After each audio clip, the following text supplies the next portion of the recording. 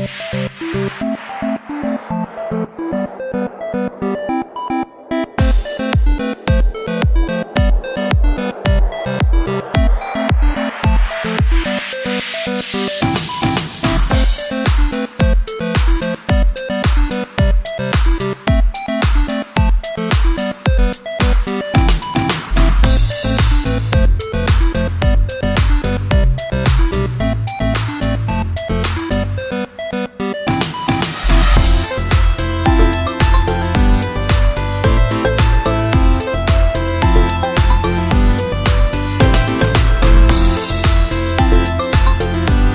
Hello friends, welcome back to my channel Shri ಸಂಧ್ಯಾ.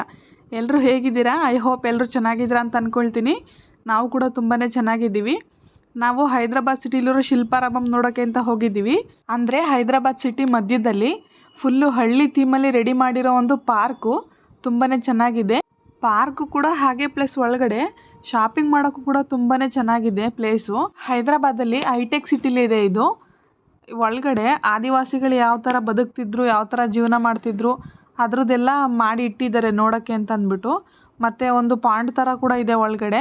ಹಾಗೆ shopping ಮಾಡೋಕ್ಕೂ ಕೂಡ ಮಣ್ಣಿನ ಮಡಿಕೆಗಳು, ಆ ಥರ ಹಳೆ ಕಾಲದ ವಸ್ತುಗಳೆಲ್ಲ ಇಟ್ಟಿರ್ತಾರೆ ಒಳಗಡೆ. ಚೆನ್ನಾಗಿದೆ, ಅದನ್ನು ಕೂಡ ಶಾಪಿಂಗ್ ಮಾಡಬಹುದು. ತುಂಬಾ ವೆರೈಟೀಸ್ ಇರುತ್ತೆ. ನಾವು ಇಲ್ಲಿ ನಮ್ಮ ಫ್ಯಾಮಿಲಿ ಜೊತೆ ಬಂದಿದ್ದು. ನಾವು ಇಲ್ಲಿಗೆ ಬರೋ ಅಷ್ಟರಲ್ಲಿ ಮಧ್ಯಾಹ್ನ ಆಗಿತ್ತು, ತುಂಬಾ ಬಿಸಿಲಿತ್ತು. ಹಾಗಾಗಿ ಹೊರಗಡೆ ಸೋಡಾ ಮಾರ್ತಿದ್ರೆ ಅದನ್ನು ಕುಡಿತಾ ಇದ್ವಿ. ಬೆಳಗ್ಗೆನೇ ನಾವು ಚಿಲ್ಕೂರು ಬಾಲಾಜಿ ಹತ್ರ ಹೋಗಿದ್ವಿ ಟೆಂಪಲ್ಗೆ. ಅಲ್ಲಿಂದ ಇಲ್ಲಿ ಬರೋ ಅಷ್ಟರಲ್ಲಿ ಮಧ್ಯಾಹ್ನ ಆಯಿತು. ಹಾಗಾಗಿ ಸ್ವಲ್ಪ ಬಿಸಿಲು ಜಾಸ್ತಿನೇ ಇತ್ತು. ಈವ್ನಿಂಗ್ ಟೈಮಲ್ಲಿ ಬಂದರೆ ತುಂಬಾ ಚೆನ್ನಾಗಿರುತ್ತೆ, ಸ್ವಲ್ಪ ಪ್ಲೆಸೆಂಟಾಗಿರುತ್ತೆ ವಾತಾವರಣ. ಇವಾಗ ಸ್ವಲ್ಪ ಬಿಸಿಲು ಜಾಸ್ತಿ ಇದೆ. ನಾವು ಸ್ಟಾರ್ಟಿಂಗ್ ಬಂದ ತಕ್ಷಣವೇ ಟಿಕೆಟ್ ತೊಗೊಂಡ್ವಿ. Per person 60 rupees. ಚಿಕ್ಕ ಮಕ್ಕಳಾದರೆ 30 ರುಪೀಸ್ ತೊಗೋತಾರೆ. ಟಿಕೆಟ್ ಎಲ್ಲ ತೊಗೊಂಡು ಬಂದು ಒಳಗಡೆ ಹೋಗೋಕ್ಕಿಂತ ಮುಂಚೆನೇ ಇಲ್ಲಿ ಜ್ಯೂಸ್ ಕುಡಿತಾ ಇದ್ದೀವಿ. ಇವಾಗ ಜ್ಯೂಸ್ ಕುಡಿದು ಒಳಗಡೆ ಬಂದು ಎಂಟ್ರೆನ್ಸ್ನ ತುಂಬ ಚೆನ್ನಾಗಿ ಮಾಡಿದ್ದಾರೆ. ಸುತ್ತಲೂ ರೋಸು ಹೂ ಗಿಡ ಎಲ್ಲ ಬೆಳೆಸಿ, ಮುಂದೆ 2 ಗೊಂಬೆ ಆ ಕಡೆ ಈ ಕಡೆ ಅಲ್ಲಾಡ್ತಾ ಇರೋದು ಸಖತ್ ಚೆನ್ನಾಗಿದೆ. ಒಳಗಡೆ ಎಂಟ್ರ್ ಆಗ್ತಿದ್ದ ತಕ್ಷಣವೇ ಶಾಪಿಂಗ್ ಮಾರ್ಕೆಟ್ ಇದೆ, ತುಂಬಾ ಚೆನ್ನಾಗಿದೆ. ತುಂಬ ದೊಡ್ಡ ಪಾರ್ಕ್ ಅಂತಲೇ ಹೇಳ್ಬೋದು. ಹೈದ್ರಾಬಾದ್ ಸಿಟಿ ಸೆಂಟ್ರಲ್ಲಿದೆ, ಹೈಟೆಕ್ ಸಿಟಿಯಲ್ಲಿದೆ ಇದು. ಈ ಕಡೆ ಕೂತ್ಕೊಳ್ಳೋಕ್ಕೆ ನೆರಳಲ್ಲಿ ಅಂತ ಅಂದ್ಬಿಟ್ಟು ಸಿಟ್ಟಿಂಗ್ ಪ್ಲೇಸಸ್ ಎಲ್ಲ ಮಾಡಿದ್ದಾರೆ. ಮಣ್ಣಿನ ವಸ್ತುಗಳು, ಪಿಂಗಾಣಿ ವಸ್ತುಗಳೆಲ್ಲ ಬೇಕು ಅಂತ ಅಂದ್ಕೊಳ್ಳೋರಿಗೆ ತುಂಬಾ ಚೆನ್ನಾಗಿದೆ ಇದು ಶಾಪಿಂಗ್ ಮಾಡೋಕ್ಕೆ. ನೋಡಿ ಎಷ್ಟೊಂದು ವೆರೈಟೀಸ್ ಇದೆ. ಕಾಫಿ ಕಪ್ಪು, ಸಾಸರು, ಬಟ್ಲು, ಉಪ್ಪಿನಕಾಯಿ ಜಾಡಿ, ತುಳಸಿ ಕುಂಡ ಎಲ್ಲ ತುಂಬಾ ಚೆನ್ನಾಗಿದೆ. ನೋಡೋಕ್ಕಂತೂ ಸಖತ್ತು ಚೆನ್ನಾಗಿತ್ತು. ವೆರೈಟಿ ಕೂಡ ಜಾಸ್ತಿ ಇದೆ, ಕ್ವಾಲಿಟಿ ಕೂಡ ಹಾಗೆ ಇತ್ತು. ನಾವೇನೂ ತೊಗೊಳ್ಳಿಲ್ಲ. ಇಲ್ಲಿಂದ ಹಿಡ್ಕೊಂಡು ಹೋಗೋಕ್ಕೋದ್ರೆ ಮತ್ತೆ ಮಡಕೆ ಎಲ್ಲ ಒಡೆದು ಹೋಗ್ಬೋದು, ಆ ಕಡೆ ಆಂಧ್ರ ಹೋಗೋ ಅಷ್ಟರಲ್ಲಿ ಅಂದ್ಬಿಟ್ಟು ಏನೂ ತೊಗೊಂಡಿಲ್ಲ, ಎಲ್ಲನೂ ನೋಡ್ತಾ ಇದ್ದೀವಿ. ನೋಡಿ ಈ ಥರ ಕಾಫಿ ಕಪ್ಪು, ಸಾಸರು ಎಲ್ಲ ಚೆನ್ನಾಗಿದೆ. ನಾಯಿ ಮರಿ, ಗೊಂಬೆ ಎಲ್ಲನೂ ತುಂಬ ಚೆನ್ನಾಗಿದೆ. ಉಪ್ಪಿನಕಾಯಿ ಜಾಡಿಗಳೆಲ್ಲ ಇದೆ.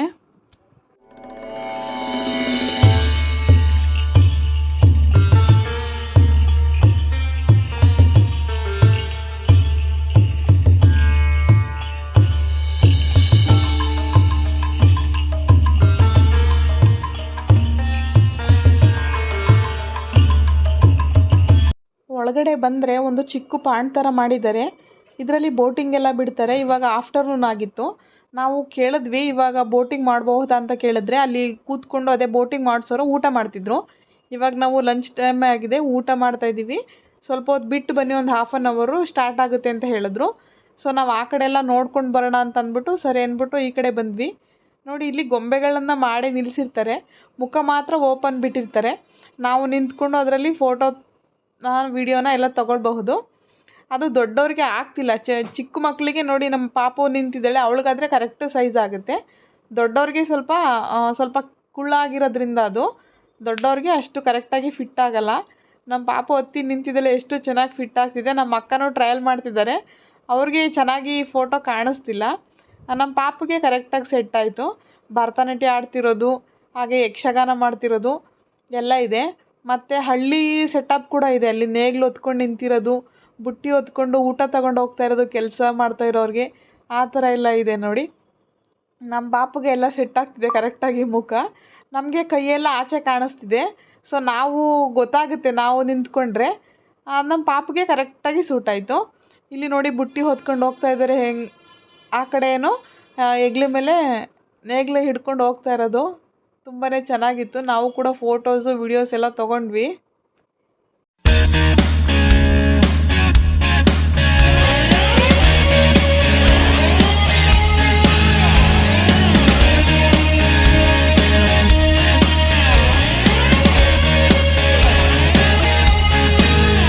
ನಮ್ಮ ಅಕ್ಕನ ಭಾವನು ನಿಂತ್ಕೊಂಡು ಅದರಲ್ಲಿ ಫೋಟೋ ತೆಗೆಸ್ಕೊಳ್ತಾ ಇದ್ದಾರೆ ಮಕ್ಕನ ಹಿಡ್ಕೊಂಡು. ತುಂಬ ಚೆನ್ನಾಗಿ ಬಂತು.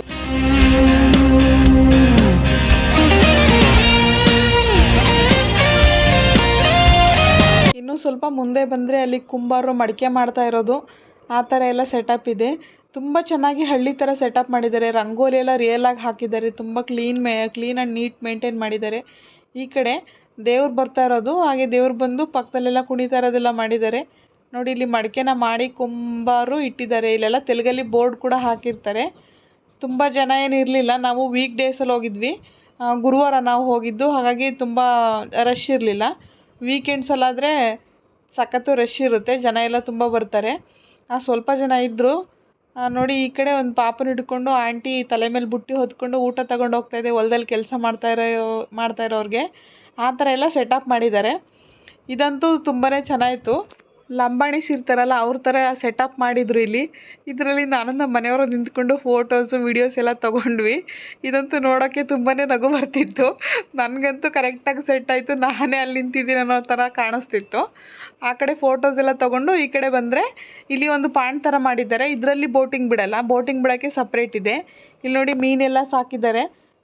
ಒಳಗಡೆ ಮೀನು ಕಾಣಿಸ್ತಾ ಇದ್ವಿ, ಝೂಮ್ ಮಾಡಿ ತೋರಿಸ್ತಾ ಇದ್ದೀನಿ. ಇಲ್ಲೇ ನಿಂತ್ಕೊಂಡು ನೋಡ್ತಾ ಇದ್ವಿ. ನಮ್ಮ ಪಾಪು ಫಿಶ್ಶು ಬೇಕು ಕೈಲಿ ಹಿಡ್ಕೊತೀನಿ ಅಂತ ಹೇಳ್ತಿದ್ದ, ಹಾಗಾಗಿ ಸ್ವಲ್ಪ ನಿಂತ್ಕೊಂಡು ನೋಡ್ತಾ ಇದ್ದೀವಿ. ಇದರಲ್ಲಿ ಬಾತುಕೋಳಿ ಎಲ್ಲ ಸಾಕಿರ್ತಾರೆ.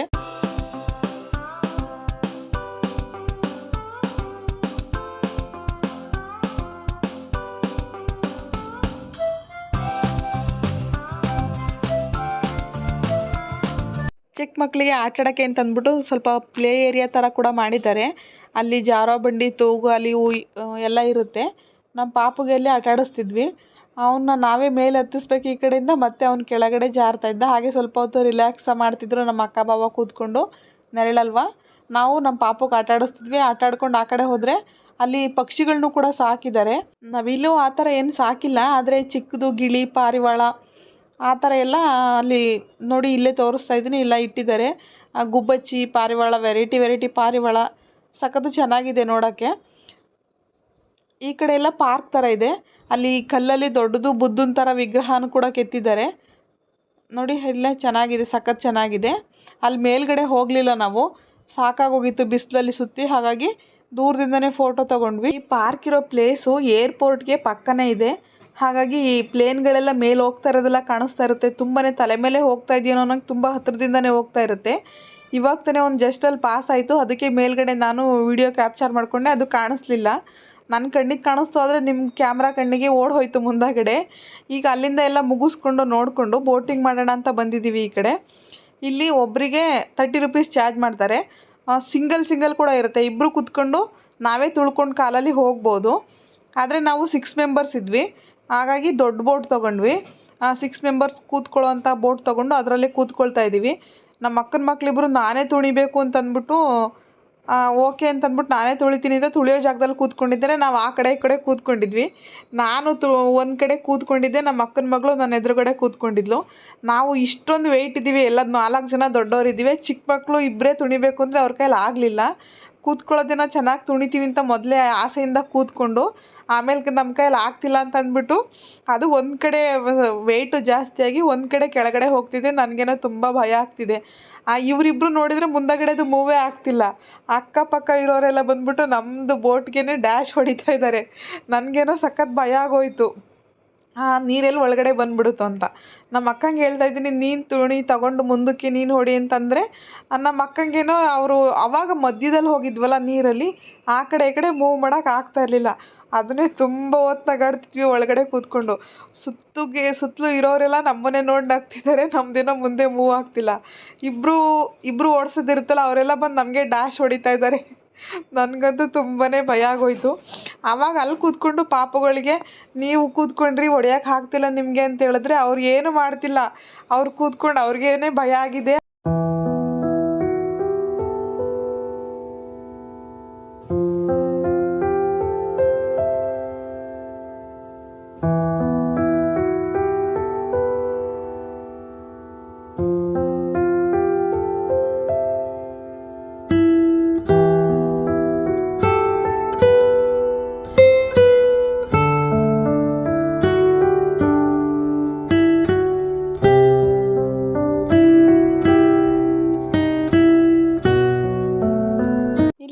ನಮ್ಮ ಅಕ್ಕಂಗೆ ಹೇಳ್ತಾ ಇದ್ದೀನಿ, ನೋಡು ಲಿಖಿತ ಕೂತ್ಕೊಂಡಿದ್ದಾಳೆ ಒಳಗಡೆ, ಅವಳ ಕೈಲಿ ತುಳಿಯೋಕೆ ಆಗ್ತಾಯಿಲ್ಲ, ಹಾಗೆ ಬಿಡ್ತಾ ಇದ್ದಾಳೆ, ಬೋಟ್ ಇನ್ನೂ ಮುಂದೆ ಹೋಗ್ತಾ ಇಲ್ಲ, ನನಗೆ ಭಯ ಆಗ್ತಿದೆ, ನಾನೇ ತುಳಿತೀನಿ ಅಂತ ಹೇಳ್ಬಿಟ್ಟು ಅವಳ ಕಾಲನ್ನ ಪಕ್ಕಕ್ಕೆ ಇಟ್ಟು ನಾನೇ ತುಳಿತಾ ಇದ್ದೀನಿ.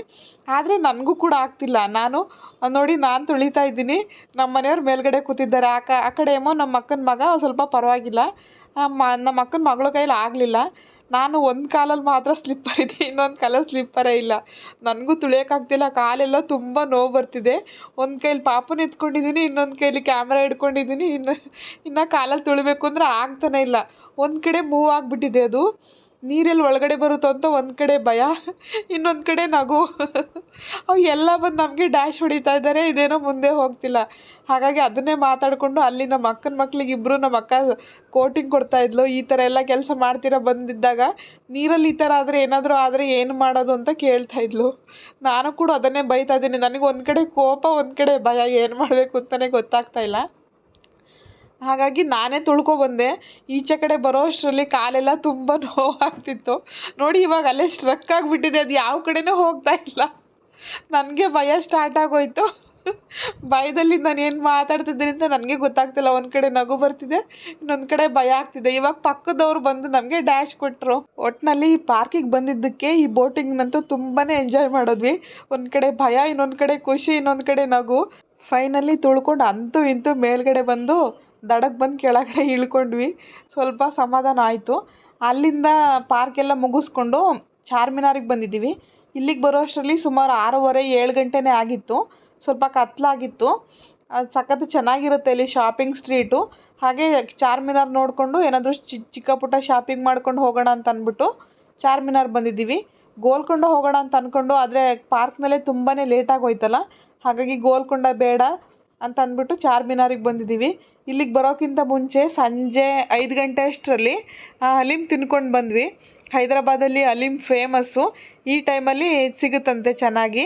ಹಾಗಾಗಿ ನಮ್ಮ ಅಕ್ಕ ಅವ್ರಿಗೆ ಗೊತ್ತಿತ್ತು, ಅದನ್ನು ತಗೊಂಡು ಸ್ವಲ್ಪ ಫ್ರೈಡ್ ರೈಸು, ಫಾಸ್ಟ್ ಫುಡ್ ಎಲ್ಲ ತಿನ್ಕೊಂಡು ಈ ಕಡೆ ಬಂದ್ವಿ ಚಾರ್ಮಿನಾರ್ಗೆ. ಇಲ್ಲಿ ಶಾಪಿಂಗ್ ಮಾಡೋಕ್ಕಂತೂ ತುಂಬಾ ಚೆನ್ನಾಗಿರುತ್ತೆ. ನೋಡಿ ಇದು ಎಲ್ಲ ಶಾಪಿಂಗ್ ಏರಿಯಾನೇ. ಇದು ಚಾರ್ಮಿನಾರ್ 4 ಕಡೆ ರೋಡ್ ಇದೆ. 4 ಕಡೆ ರೋಡ್ನು ಒಂದೇ ಥರ ಕಾಣುತ್ತೆ ಮೇಲ್ಗಡೆ ನೋಡಿದ್ರೆ. ಆದರೆ ಸಂಜೆ ಆಗಿದ್ದರಿಂದ ಹತ್ತಕ್ಕೆ ಬಿಡ್ತಾ ಇರಲಿಲ್ಲ, ಕ್ಲೋಸ್ ಮಾಡಿದ್ರು. ಈವ್ನಿಂಗ್ 5 ಗಂಟೆವರೆಗೂ ಮಾತ್ರ ಮೇಲ್ಗಡೆ ಟಿಕೆಟ್ ತೊಗೊಂಡು ಮೇಲ್ಗಡೆ ಹತ್ತಿ ನೋಡ್ಬೋದು. ಸಂಜೆ ಆದಮೇಲೆ ಕ್ಲೋಸ್ ಮಾಡಿಬಿಡ್ತಾರೆ. ಇವಾಗ ಹಬ್ಬದ ಟೈಮ್ ಅಲ್ವಾ, ಹಾಗಾಗಿ ಬೇಗನೆ ಕ್ಲೋಸ್ ಮಾಡಿದ್ದಾರೆ. ತುಂಬಾ ಜನ ಇರ್ತಾರೆ, ತುಂಬಾ ಶಾಪಿಂಗ್ ಮಾಡ್ಬೋದು. ಕಡಿಮೆಯಲ್ಲಿ ಕೂಡ ಸಿಗುತ್ತೆ, ತುಂಬ ಚೀಪು ಅಂತಲೂ ಕೂಡ ಹೇಳ್ಬೋದು. ಇದು ಹೈದ್ರಾಬಾದ್ ಓಲ್ಡ್ ಸಿಟಿಯಲ್ಲಿರೋದು, ಹಾಗಾಗಿ ಮುಸ್ಲಿಮ್ಸೇ ಜಾಸ್ತಿ ಇರ್ತಾರೆ ಇಲ್ಲಿ. ತುಂಬ ಬಾರ್ಗೇನ್ ಮಾಡಿದ್ರೆ ತುಂಬ ಚೀಪಲ್ಲೇ ಸಿಗುತ್ತೆ. ಎಲ್ಲ ಥರದ ವೆರೈಟಿನೂ ಸಿಗುತ್ತೆ, ಇಂಥದ್ದು ಸಿಗೋಗಿಲ್ಲ ಅಂತ ಹೇಳೋ ಹಂಗಿಲ್ಲ. ಮೇಕಪ್ ಐಟಮಿಂದ ಹಿಡಿದು ಓಲೆ, ಬಳೆ, ಸರ ಎಲ್ಲ ಚೆನ್ನಾಗಿ ಸಿಗುತ್ತೆ. ನೋಡಿ ಎಷ್ಟು ಚೆನ್ನಾಗಿದೆ ಓಲೆಗಳು, ಸಖತ್ ವೆರೈಟಿ ಇದೆ. ತುಂಬ ಬಾರ್ಗೇನ್ ಮಾಡಿದ್ರೆ ತುಂಬ ಚೀಪಲ್ಲಿ ಕೂಡ ತಗೋಬಹುದು. ಇಲ್ಲಿ ಶಾಪಿಂಗ್ ಮಾಡೋಕ್ಕೆ ಸ್ವಲ್ಪ ಬಾರ್ಗೇನ್ ಜಾಸ್ತಿ ಮಾಡಬೇಕಾಗತ್ತೆ. ಇಲ್ಲಿ ನೋಡಿ ಅದು ಮಲ್ಬೇರಿ ಅಂತೆ ಹಣ್ಣು, ಫ್ರೂಟು. ಒಂದು ಸ್ಯಾಂಪಲ್ ಕೊಟ್ಟರು ತಿನ್ನೋಕ್ಕೆ, ಚೆನ್ನಾಗಿತ್ತು.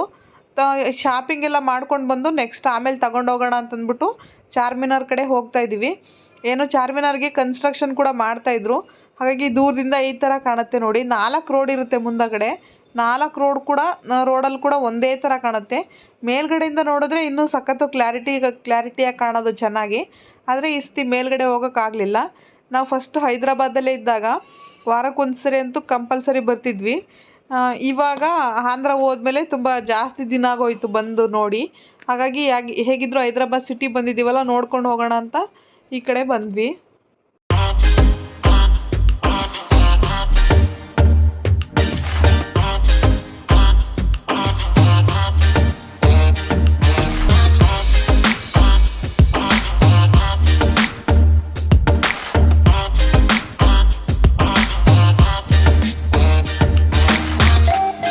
ತುಂಬಾ ಕ್ರೌಡ್ ಇತ್ತು.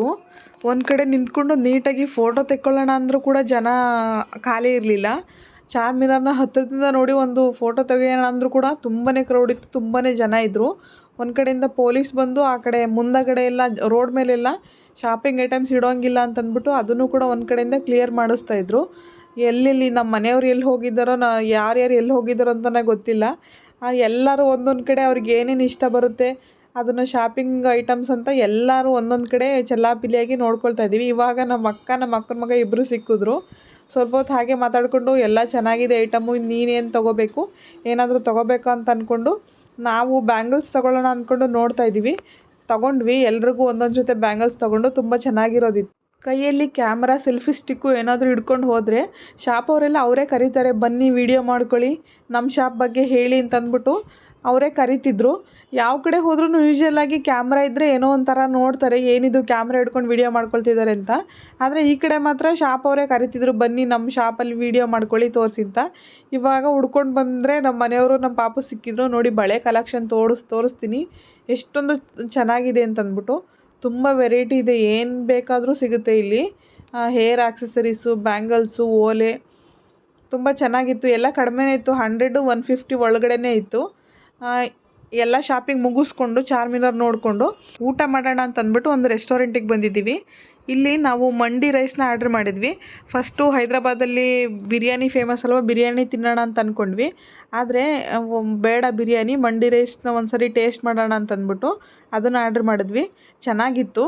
ಕೆಳಗಡೆ ರೈಸ್ ಹಾಕಿರ್ತಾರೆ, ಮೇಲ್ಗಡೆ ಡ್ರೈ ಫ್ರೂಟ್ಸು, ಚಿಕನ್ನು, ಮಟನ್ನು ಹಾಗೆ ಫಿಶ್ಶು 3 ಕೂಡ ಕೊಟ್ಟಿರ್ತಾರೆ.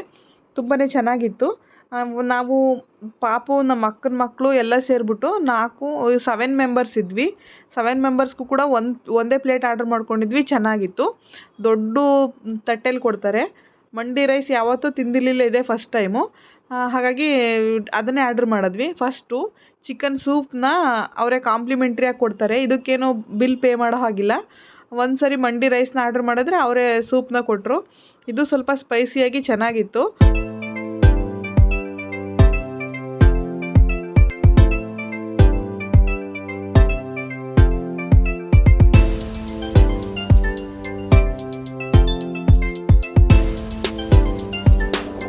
ಟೋಟಲಿ ಹೈದ್ರಾಬಾದ್ ಟ್ರಿಪ್ನ ಮುಗಿಸಿದ್ವಿ.